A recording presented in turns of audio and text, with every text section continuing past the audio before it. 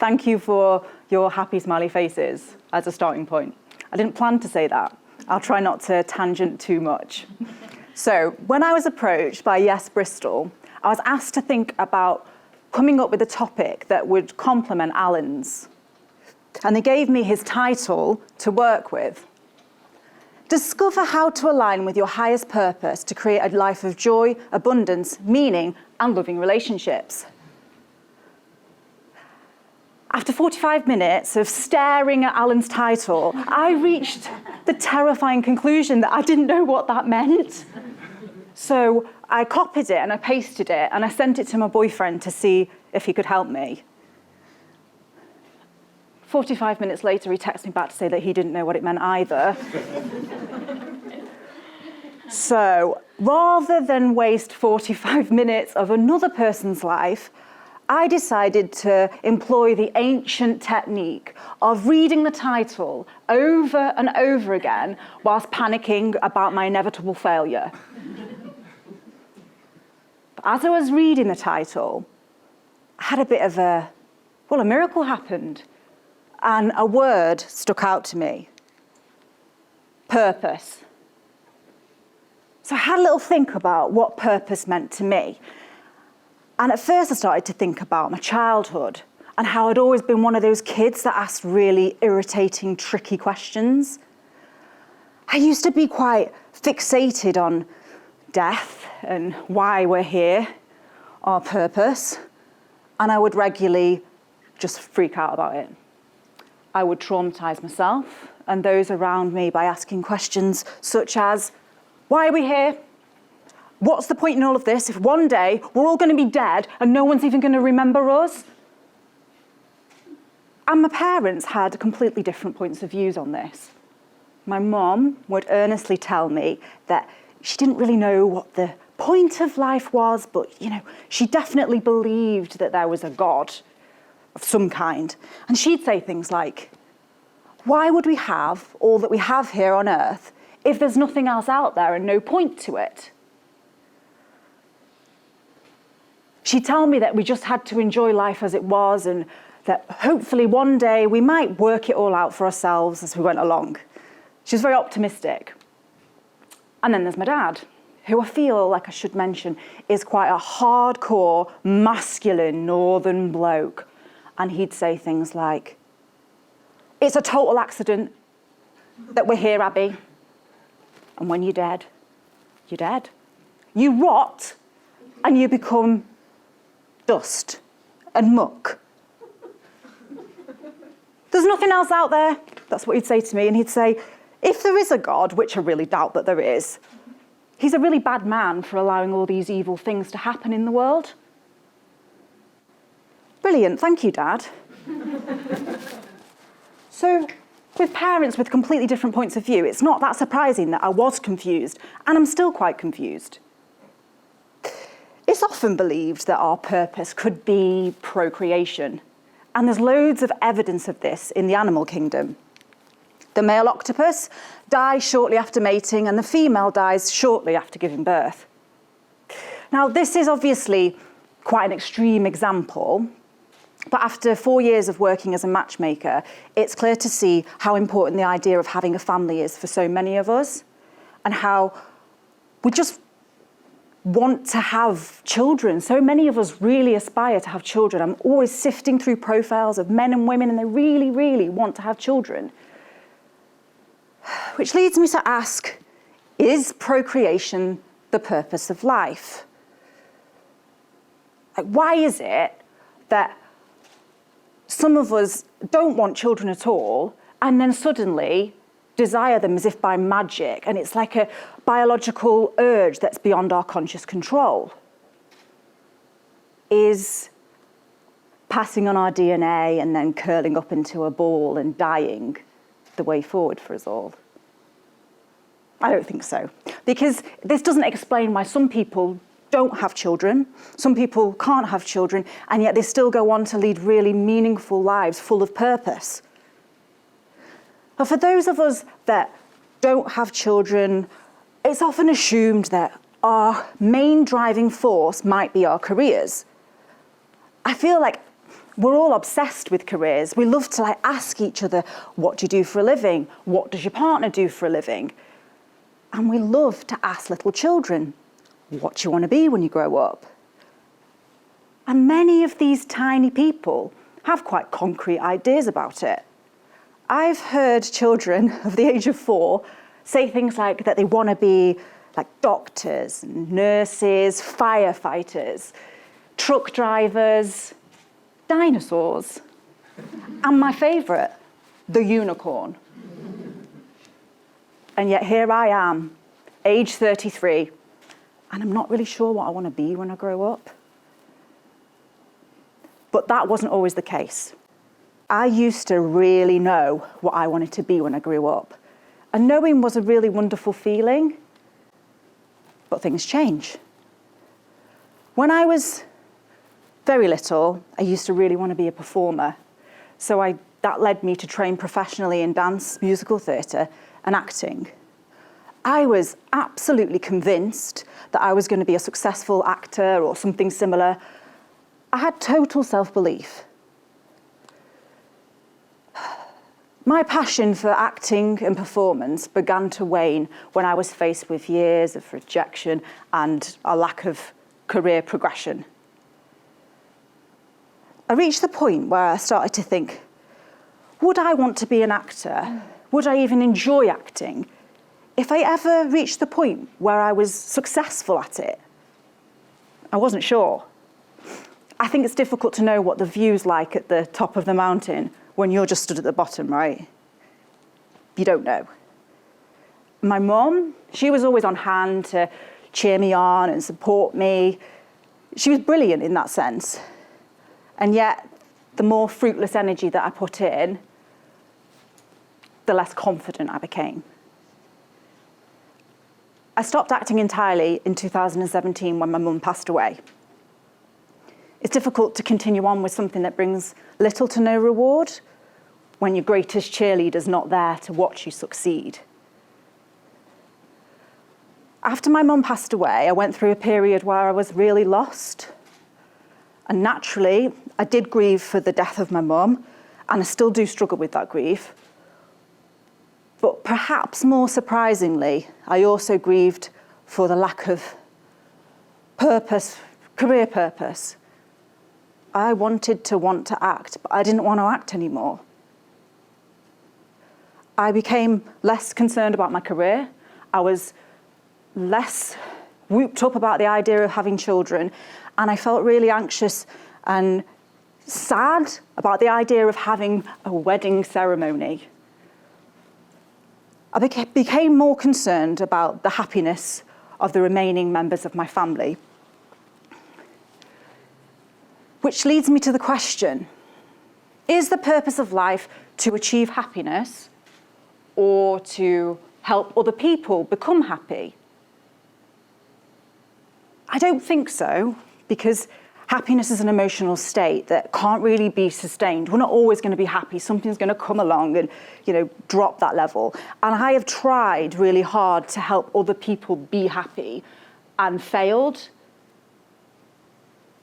So if you can't make someone else be happy, what can you be? You can always be kind. It costs nothing to be kind. And I feel like the butterfly effect of kindness is further reaching than we can even begin to imagine. We've seen something in the media recently of a fabulously awful example of how important it is to be kind and how words of hate and defamation can have long-lasting and tragic consequences. If hate can have such a damaging effect, can you imagine what happiness and kindness and love can do? Love is one of our primary needs after food, shelter, and water. It's our most basic emotional need, and that need, it's said, is not to fall in love, but to feel genuinely loved by another. Now, after my mum passed away, I went through a period where I felt like I'd lost that unconditional love. I believed that no one would ever love me like that again, and that no one would cheer me on in the same way. It took me a long time to reach a bit of a conclusion, or an epiphany, you might say, about unconditional love, and yet it's kind of obvious when you think about the word itself. I came to the realization that you can't lose unconditional love, even if that person dies. The love continues, and it's still valid and important, and it's still a really strong motivator. I think this quote sums it up perfectly. There are some who bring a light so great to the world that even after they have gone, the light remains. I'm going to switch back because I've gone a little bit wrong, but in the topic of love, love bolsters our immune system, lowers our blood pressure, reduces depression, and increases our sense of purpose. And I think that's super important. Now, I've come to the conclusion that it has never been knowing my career purpose that's kept me going. I don't feel like money drives me in a significant way. I think it's important because we need money to live, but it's certainly not the be-all and the end-all, like not to me. There's one thing that's kept me going through the bad times, and it really does heighten my happiness and joy in the good, and that is love. It's the people around us that make our existence here worthwhile. And our ability to give love and light out into the world has the power to enhance our success. And I think that it doesn't matter what your individual life purpose might be, you need love in order to get there. And it doesn't matter if you agree with me or not, that's okay. Most of us will agree that love is quite a powerful thing. We're all aware that if we're well liked, then it's a bit of an advantage, isn't it? And if we're loved by those around us, we'll always have someone there to support us in the difficult times. So if love is so important, then why are some of us so bad at understanding it, communicating it, just letting it in? Now, the work of Gary Chapman, who's the author of The 5 Love Languages, he breaks down how we communicate love into brackets. And it's this that he feels is important for not only our relationships, our romantic relationships, but for our friendships and also for in the workplace. And Gary himself says, if one strives to start up a business or an organisation, they have to take into account the livelihood of each person that they have working for them if they want their business to succeed. I mean, there is that saying that people don't quit jobs, they quit bosses. So I feel like what we're going to talk about today doesn't matter whether you're in a relationship or whether you're single, it really doesn't matter. We have relationships with people, and learning the love languages can enhance those relationships. Now, the concept behind the theory is that we all communicate love slightly differently. So we'll all express love in certain ways, but we might be able to loosely be fit into a little box. Some of us will be multilingual, and we're very good at expressing our love in multiple different ways, and we receive love in multiple different ways, and we're probably smashing life. And then others are less able to do that and maybe only communicate in one way. And it's our ability to see how people do that that can change our relationships with them, rather than thinking, oh, they're really unloving. Maybe they're just showing you love in a way that you've not understood before. So, what are these 5 love languages? Words of affirmation, acts of service, gifts and quality time, physical touch. Now, as I go through this, it might be worthwhile just having a think, oh, is that me, or is that someone I know? You might end up being really confused, but that's also okay. We're going to talk through them, and I will give you a little link at the end so you can actually go and do a little quiz to find out what your love language is if you're completely confused, which I was when I first read his book. I was like, I think I'm a few of those. So, words of affirmation. I feel like I could just leave that there and that would be, it explains itself. It's all about not being a prick. It's about using positive words to lift people up. So, men receive fewer compliments than women do. Women get verbally affirmed quite regularly from their friends, in their relationships, their colleagues. We're really good at throwing women compliments. Men love to compliment women. And men, well, when was the last time you heard a bloke say to another bloke, "Nice shoes, mate," or "Your figure's looking good now that you've been on that keto diet"? You know, it doesn't really happen. So we need to, the problem with that is that the men are then like, they don't get that love. And science actually shows that men need more verbal affirmation from their partners than women do, because they're not getting it from anywhere else. Bless them. So it's all about compliments. We need to start complimenting each other a little bit more. Start to just take notice of like when your colleagues are like, they do something well. Compliment people. It's not so difficult. And I know we do struggle with it. We struggle to tell someone that they've done a great job. We might just forget to do it. But it's really, really powerful for people who fall into this group. And now another thing is words of encouragement. So you want to encourage people. If you see a colleague that you think's talented and they're struggling, just say to them, "You can do it. Like, I believe in you. You're a really talented person," and they will take that on board. And if this is their love language, they're going to love you for it. They really are. Another thing is tone. It's not always what you say, it's how you say it. I'm the queen of snapping at people.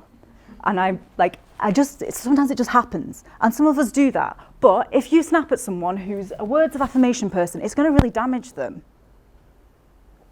So you have to use, if you're going to be negative, use kind words. No, not kind words, use a kind tone, should I say. So the opposite of words of affirmation are negative words, which are more harmful for people within this group. Negative words. It's things like emails, text messages and stuff like that. Please, everybody, I don't even think it's you guys. I feel like the people here are not those people. But be careful of what you say to someone on social media, because you can't see the effect of that harmful language that you're using. You just, you say it and it's gone and they're left with it. You can't see their body language and go, "Oh, I didn't mean it like that." So if you're going to get into a confrontation, just do it face to face. Acts of service. So it's genuinely more difficult for me to motivate my dad to buy me a nice birthday present than it is to get him to drive me 200 miles across the country, because he's a massive acts of service type person. So we're talking about the auntie that cooks for you. We're talking about the handyman brother that's always there when a task needs to be done. We're talking about the friend who, even though she probably would love to have a little drink, is quite happy to drive. Now, people who fall into this group are also really typically receptive to you helping them as well. And they might feel really offended if tasks don't get done. They'll take it personally, like you've actually attacked their, I don't know what, their innards, I don't know. But people within this group, yeah, if you, for example, if you're a person who, when your husband doesn't do the laundry, you feel like, that's actually really hurt me, that actually makes me really angry and I feel disrespected, then you might be within this group. And you're also within this group if you're the sort of person who just loves to wait hand and foot on those that you love, loves to host for people, then you're probably in the acts of service group. Gifts. We all love a good gift. Well, I like a gift. But some people depend on gifts in order to feel loved, more so than others. So it's worth considering that when you're like, why does he care that I didn't buy him a birthday present? Because it feels like you don't love them. So if you're within this group, it doesn't mean that you're really materialistic. It's all about the thoughts behind the gift, so the thought that counts. So good gifts, I think, that cost nothing, would be something like if you've gone for a walk with someone along a nice beach and you take a pebble and you give it to them at a later date to remind them of that time. It could be something like buying someone a book when they've mentioned it, and then together you read one chapter each week and discuss it.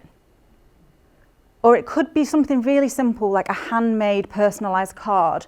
And if you say thank you, that also is an affirmation of, a verbal affirmation. So you can combine the different love languages together. If you've got a partner who you think, oh, they're a gifts person, and I'm really, really bad at buying gifts, I can never think of what to buy them.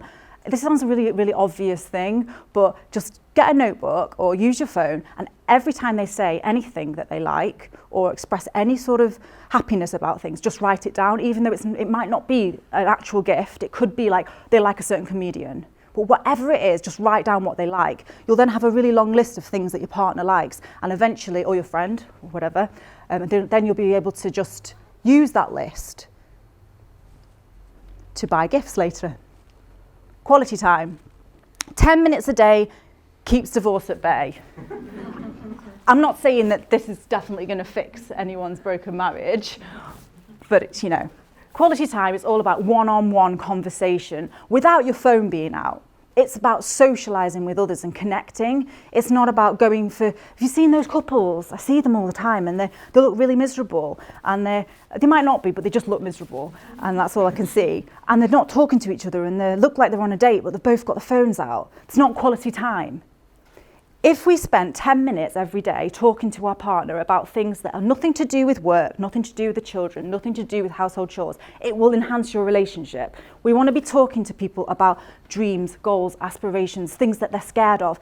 There's always something that you can talk to your partner about. You never know everything about them, even if you've been together for 40 years. Not an expert in that, because I confess I've not been with anyone for 40 years. That would be impossible. But,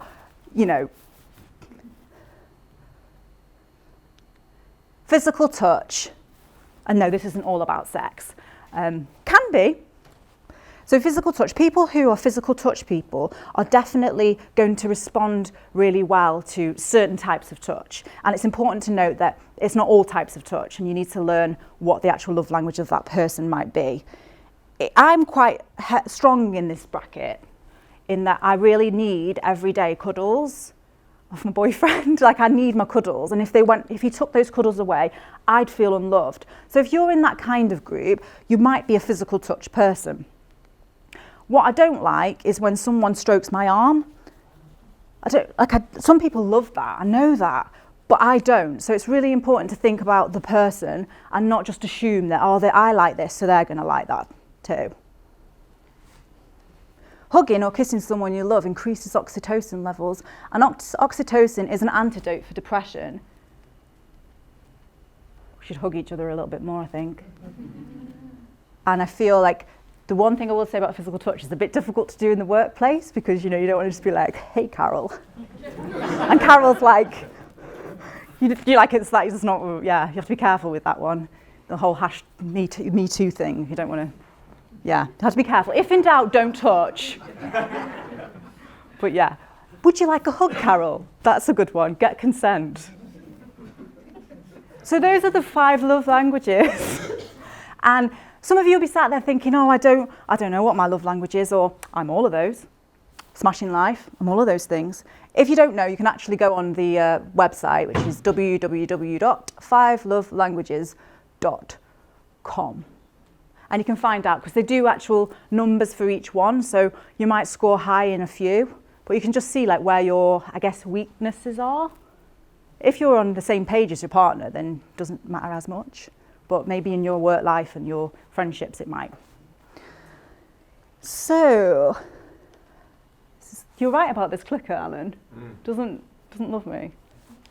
There we go. So I co-host a podcast called Grown Up, and this is relevant because you might want to come on. So we navigate 21st century adulthood, and every week we have a different guest on. We call them extraordinarily ordinary guests, and we will talk about a different live topic or an issue, and we try to do it in a way that's informative but also not super boring and super depressing. So we managed to talk about cancer and grief and things like that and laugh at the same time. So that's us.